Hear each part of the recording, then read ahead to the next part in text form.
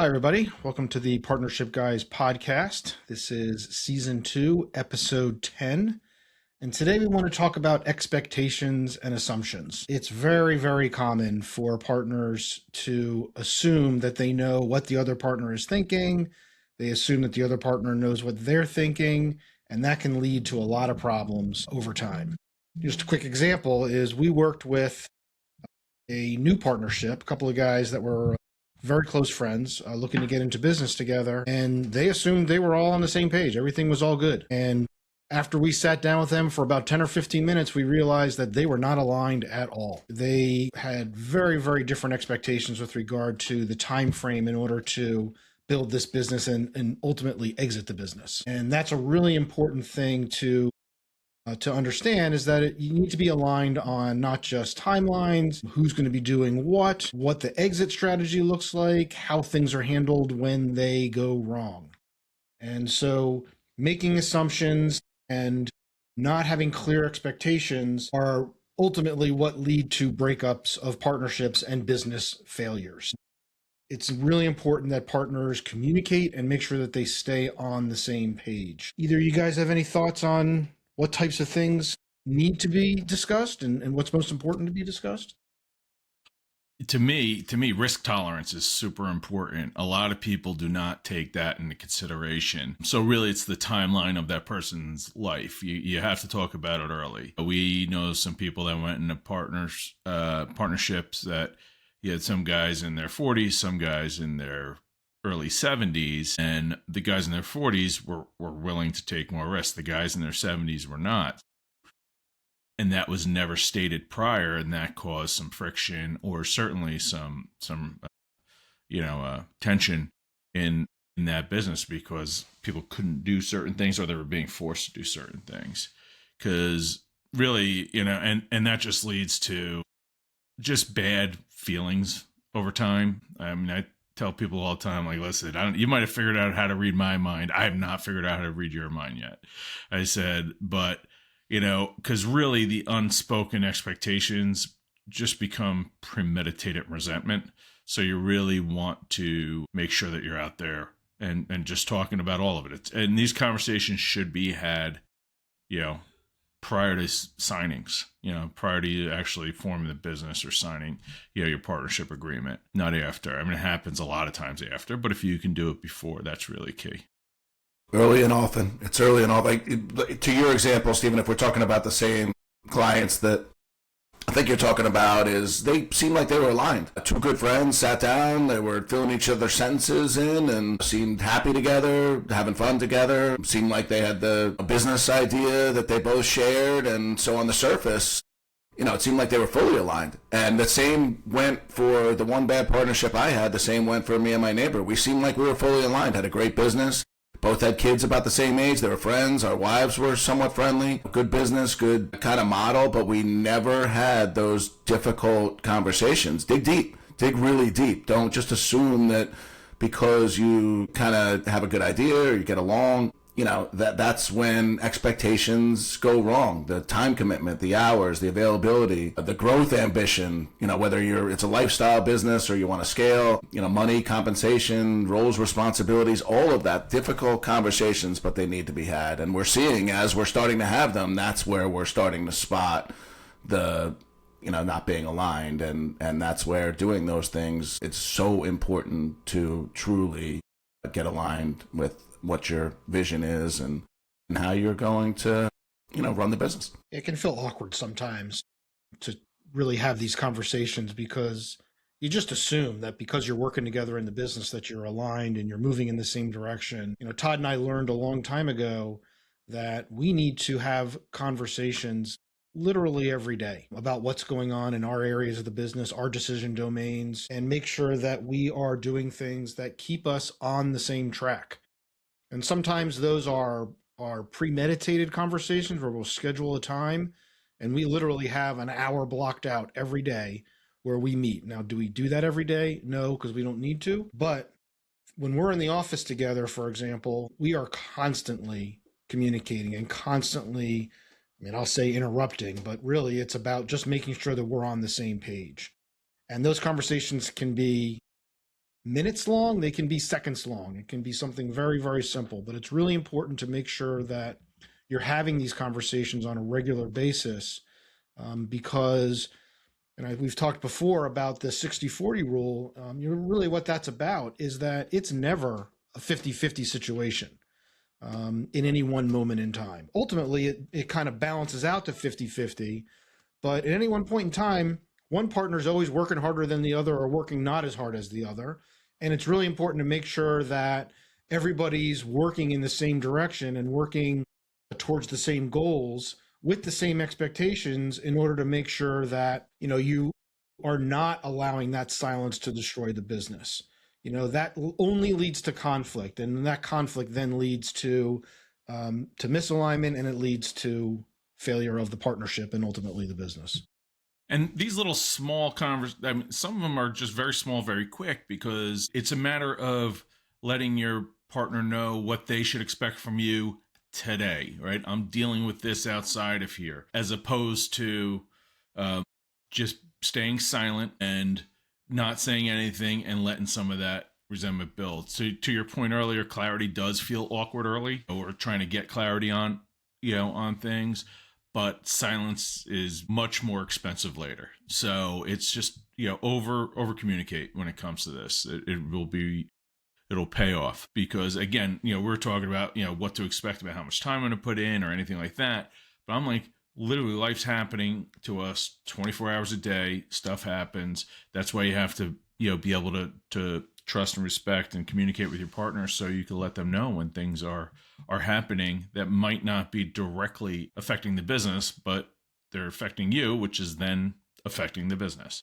Yeah, one of the things I've really admired from afar of you guys for a long time, knowing you as business partners, is how you discuss everything. Everything is defined. There's nothing that you're guessing about. There's nothing that either one of you, at least from my standpoint, seeing you guys for a long time operate together, is your expectations are discussed. They're not found out. You're not discovering that one of you did something that the other one doesn't know about, or everything is open. Everything's an open dialogue conversation, and you guys worked so hard to get there. It took a couple decades to get there, and consciously working on it. It's like this, and before you start a business, you don't know what this is going to be, and you don't know how that's going to be handled. And sometimes maybe one person in their decision domain is responsible for the sales, and the other one's more responsible for the fulfillment. And there are cycles where the sales are great, and it's really hard to fulfill all those sales. And there's sometimes where the sales aren't great, and the person who's in charge of the fulfillment really doesn't have anything to do. And that can create a lot of resentments both ways. I'm making all these sales, and you're not fulfilling them. Or I'm ready to fulfill them, but we need to make some sales, and you're not making the sales. And I see the two of you working together through all those as, hey, I'm having difficulty getting some sales in, and let's figure out how to do that, is always the answer the two of you have had. And I've seen it firsthand. It's incredible. I don't know how people would do it any other way.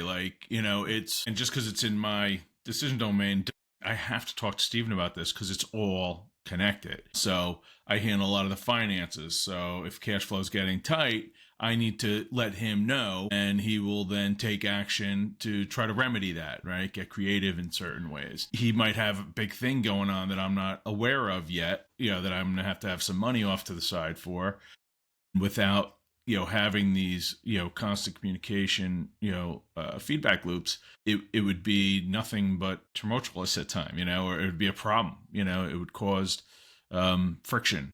And, that's why, like I said, if cash flow is tight, he knows it. Like, I'm not hiding that.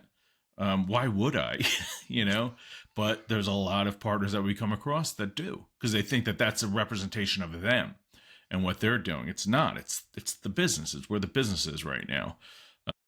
If you're slow on payments, you're slow on collections, whatever it is, it's not a personal thing. It's a business thing. And that's really ego showing up, right? Trying to protect your ego. And so, what happens is when you try to protect your ego, you start to resent the other partners. Todd and I have had, and recently in the last year or two, we have, as we've built out the partnership guys, as we've worked with Rob and brought in new partners into other businesses, it's required that Todd and I both spend time doing things outside of our traditional main business. And, it has required us to have conversations that are both, one of us saying, I'm really sorry that I'm spending all this time over here. I feel like I've abandoned you. But because we've built this partnership and we have this level of trust and respect, it's a situation where, if Todd were to come to me and say that, I'm like, dude, you're helping build the bigger picture. Like, just keep doing that. That's all good. I got you over here. You take care of us over there. And, eventually that will flip and it'll be the shoe will be on the other foot. But it's about not building up that resentment. And the process to not build that up is communication. It's all about making sure that I am understanding what your expectations are coming to the business, and not just this little part of the business, but the bigger picture, and you understanding why I'm doing what I'm doing. And then making sure that we're both aligned in moving the needle and moving the business forward. And I think a lot of it is just simply about supporting. One of the great partnerships I have is Hummingbird Sports, and one of my partners is Susie Degnan, who is amazing. She's unbelievable, and we created the first ever girls lacrosse headgear together. And right when we made it and got our first big shipment in, we were making sales, and both of us were calling each other. And sometimes it was, hey, I think I just got 12 schools to buy.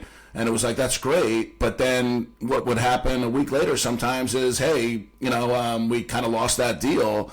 And the answer could be negative, resentment. How could you lose that deal? How could that fall through? I don't understand. You said, it was done, and it's the opposite for the two of us. It's all good. Let's figure out what happened.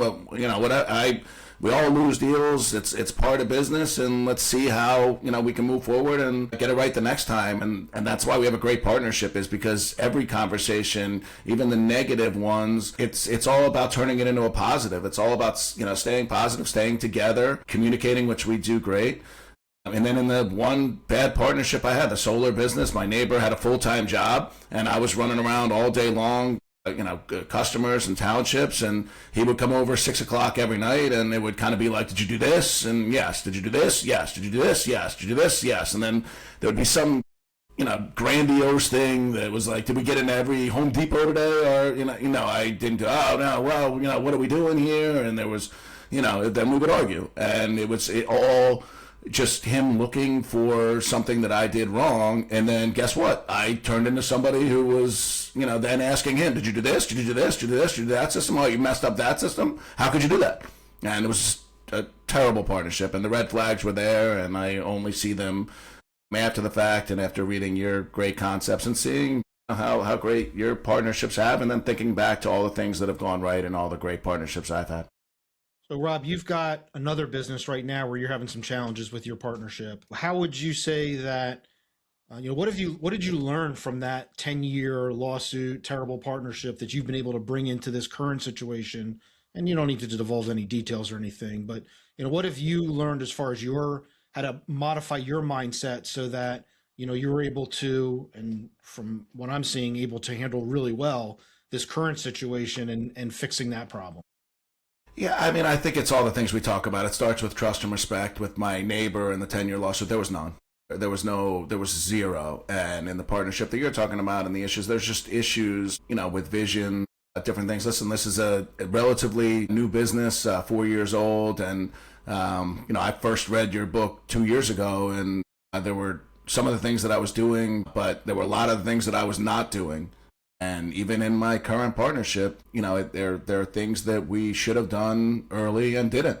And if I had it back and I had your book in your hands, and I've heard all those great conversations that we've had with partnerships that, are struggling or are going through something, and, we talk to them through it. That's what kind of helps me to stay focused. And also the business partnership you're talking about, there is a high level of trust and respect, and we're going to get through it. It's just difficult. It's just, we're now going through, we're down here right now, and we're going to figure it out. We're going to figure it out together, and we're going to figure it out quickly.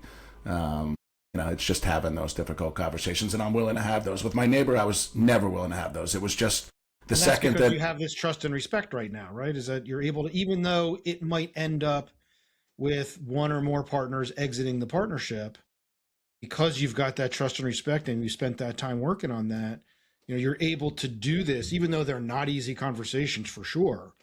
but you're able to actually have the conversations, and they can be productive conversations.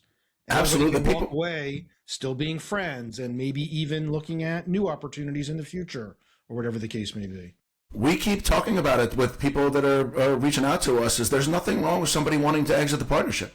There's nothing wrong with that. That's actually, it can be healthy. We have people who are just like, I'm just done with it and I want a new path in life. And as long as there's trust, respect, and people are coming to us saying we just can't figure out how to do that, but they have that high level of trust and respect. And so we can do it. We can get you both to a place where you're both happy. The one who wants to be in the business is in the business. The one who doesn't want to be in the business isn't in the business. Your relationship is still good. Your families are still good. And guess what? When we've turned that page with people, we see it. They're instantly, that light comes back to them. I hate to sound corny, but we've seen the difference in what we can do to remove somebody from a partnership does. The very healthy way to go about it. Just having those conversations, open dialogue. I'm not happy here. That's healthy. There's a lot of trust and respect in saying I'm not happy here. And that is what's needed with me and my neighbor. We didn't say we're not happy here. We didn't say things needed to be changed. We just argued. And every argument became who's going to win the argument. I was, I'll be the first one to tell you, I wasn't losing an argument. And there were things in there that I would say that I wasn't proud of. And that's what happens. And in the great partnerships I have, and in this partnership you're talking about, there's none of that. It is a high level of trust, respect, conversation of just figuring out what to do and how one partner can exit because they see a different path for what they want. And those are difficult conversations. Yeah, that's a great point, right? Exiting, a partner exiting doesn't mean that the partnership's failed. It just means that it's time for that person to get off the train. And it's one of the 4 things we help people with, right? We help them build them. We help them fix them. We'll help them exit it, or we'll help them end it if it gets there. But it's a matter of having the conversations early, because really healthy partnerships don't guess, they define. And that allows a lot to happen that will allow you to really protect the relationship and ultimately your lives outside of the business. Being clear about expectations leads to alignment, and that alignment is what allows you to move forward and create that momentum in order to be able to build the business and have a successful partnership. It's avoiding those conversations, which is what leads to the disasters, a 10-year lawsuit or a failed business. It's okay if somebody wants to leave a partnership. That doesn't mean that you can't still be friends, that the business is going to fail. It can actually be a positive thing for the business and a positive thing for the partnership. Not everything is meant to last forever, for sure. Absolutely. And like Todd said, no matter what the outcome is, it's been so rewarding for me personally to watch, so many people go from struggling in their partnership to one way or the other, moving on in a healthy way. Something I've done before. And then once I did it in the most unhealthy way possible, 10-year lawsuit. A lot of the principles that we talk about were just completely missing from day one. We just had a good business. That's it. By the dollars. Terrible partnership. And in the end, the terrible partnership is going to win out over the great business. 100%. And that's really the benefit of having that solid partnership and a strong partnership and working on the partnership. Forget about the business. Working on the partnership allows you to achieve what we call the win, right? And so, this has been a great conversation. It's really important to make sure that you are clear with expectations. We do that on a regular basis. There are super simple things to do. It can be awkward at first, but eventually it just becomes the norm. You're just doing it on a daily basis. But thanks to Todd and Rob for coming on today and having this great conversation. We're the Partnership Guys. You can find us at thepartnershipguys.com. You can listen to our podcasts on YouTube, Apple Podcasts, Spotify. Reach out to us. We'd love to hear from you. And thanks again, everybody, for listening and participating today. Talk to you soon, guys. Thanks, everybody. Thanks, everybody. Take care.